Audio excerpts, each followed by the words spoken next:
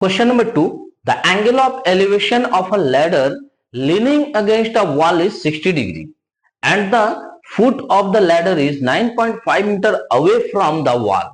Find the length of the ladder. थोड़ा सा दिमाग को भिड़ाओ। दीवार मेरा ऐसा रहता है, दीवार हमेशा जो वर्टिकली रहता है, तो ये मेरा अगर ए बी को हम मान लेते हैं कि वॉल है, तो लैडर कैसा रहता है?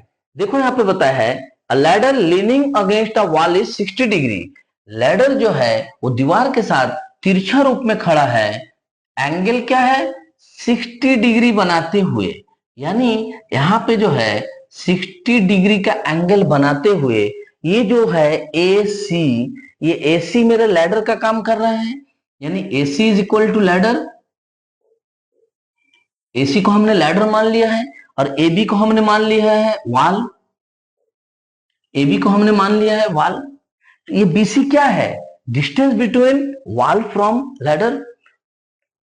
जो लैडर का डिस्टेंस जो वॉल से है वही मेरा है बीसी, यानी 9.5 मीटर।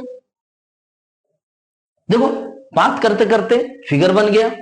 ये क्या रहेगा? 90 डिग्री, क्योंकि वॉल जो है हमेशा वर्टिकली रहेगा। तो ये मेरा फिगर ड्रॉ हो गया। बट इसको लिखना है। लिखना कैसे है? लिखेंगे let AC is equal to ladder, AB is equal to wall and BC is equal to distance from wall to ladder. कितना है? तो 9.5 मीटर है। ये सब लिख लेना होगा आपको। और ये जो एलिवेशन एंगल बन रहा है ये कितना का बन रहा है? तो angle A C B is equal to theta is equal to 60 degree. हम हमेशा थीटा लिख के ही इसको लिखेंगे ताकि जब हम ट्रिगोनोमेट्रिक रेशियोज ले तो वहां हम लिख सके टेन थीटा है, कॉस थीटा है, साइन थीटा है, क्या है। तो ये लिखने का बात समझ में आ गया होगा अब आपको। जैसे जैसे हम लोग क्वेश्चन को पढ़ते जाएंगे वैसे वैसे फिगर को ड्रॉ करते जाएंगे। फिगर जैसे ही ड्रॉ कर लेंगे उस फिगर को सिर्फ अपने जो मान लिया है वो लिख देना है। भाई हम एसी को तो लैडर बोले है ना यहाँ क्वेश्चन में पढ़ के, जब हम ड्रॉ कर रहे थे उसी को लिख लेना है। AC is equal to ladder, A B is equal to wall है, BC is equal to distance है। बस लिखना ही तो है, ये जरूर लिखना। उसके बाद ये एंगल हमें दे दिया गया है। अब हम गौर से अगर इस फिगर को देखें, यहां मुझे एंगल दिया हुआ ये मेरा एंगल है सी। सी से अगर एंगल को देखें तो ए बी मेरे लिए क्या काम कर रहा है? पी का काम कर रहा है ना। यानी कि ये ए बी जो है, ये वॉल जो है, ये मेरे इस एंगल के लिए पी का काम कर रहा। ये तो ऑटोमेटिक एच होता है और ये क्या दिया हुआ मुझे? बी दे दिया गया है। तो पी बी एच मुझे मिल गया। यानी कि हम AC is equal to ladder यही तो निकालना है, तो व्हाट लिख सकते हैं। हमें AB is equal to wall इसका कोई जरूरत ही नहीं है, तो P लिख के छोड़ देते हैं। ये जो BC is equal to distance from wall to ladder 9.5 millimetre लिखे हैं, ये क्या है मेरे लिए? ये मेरे लिए B का काम कर रहा है ना। तो अब मैं देखता हूं मुझे निकालना है AC।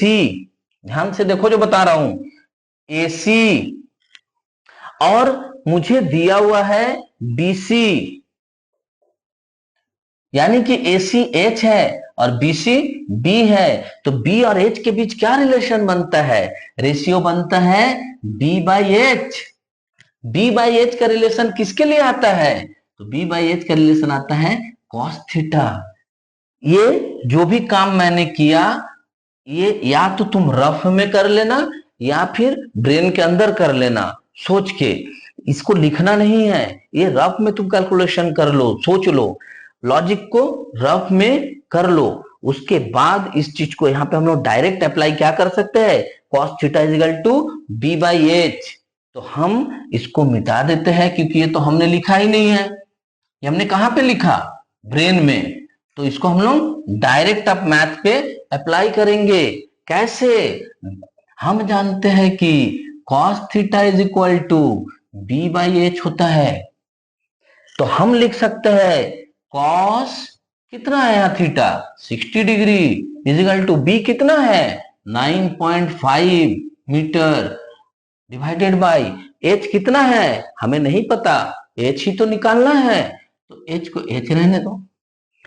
cos 60 डिग्री का वैल्यू कितना होता है 1/2 is equal to 9.5 metre by H, therefore H is equal to 9.5 into 2 यानी